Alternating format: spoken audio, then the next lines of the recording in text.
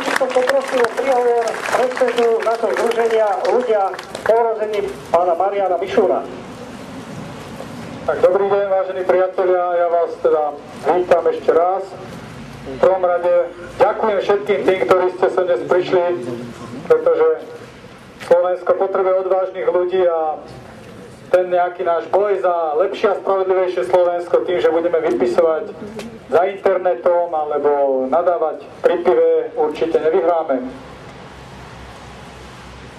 Dovolím si tvrdiť, že to, čo sa stalo, tie nedávne útoky by mali byť pre nás Slovákov všetkých varovaním, čo nám hrozí a čo nás neminie, pokiaľ sa nezobudíme a skutočne nepostavíme sa na odpor.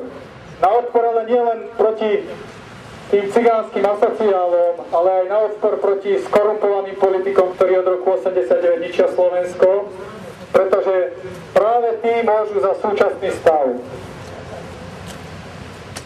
Politici ovládajú políciu, ovládajú súdy, ovládajú sociálnych pracovníkov, ovládajú štát. Takže politici nesú zodpovednosť za to, čo tí cigáni si dovolujú. Súčasne ale mali by sme sa pozrieť aj sami na seba.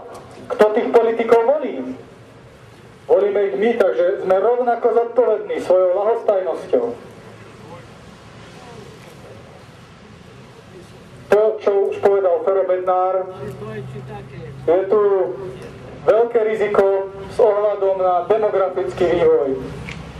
Že zo Slovenska už onedlho vznikne jeden veľký vlník 9 plný asociálov, ktorí skutočne najlepšie, čo vedia, je vraždiť, prepadávať, znásilňovať, prípadne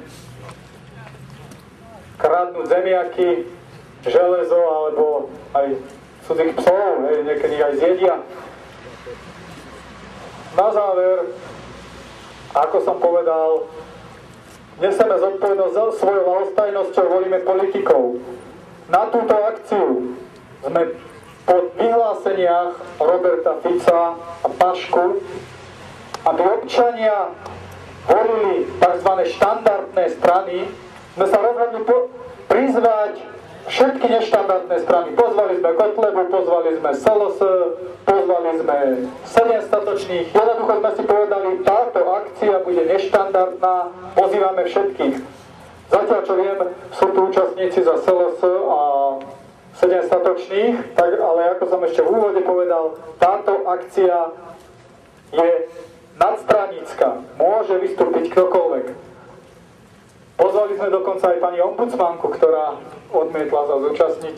Chceli sme, nech nám vysvetliť, ako je možné, že keď polícia bije v šarišských Michalanoch nacionalistov, keď sú porušované práva Slovákov, tak nikto, ombudsmanka, tento problém nerieši, ale odrazu, keď nejakých pár asociálov pravdepodobne zaslúžene dostane po chrbte, tak je tu z toho veľké halo.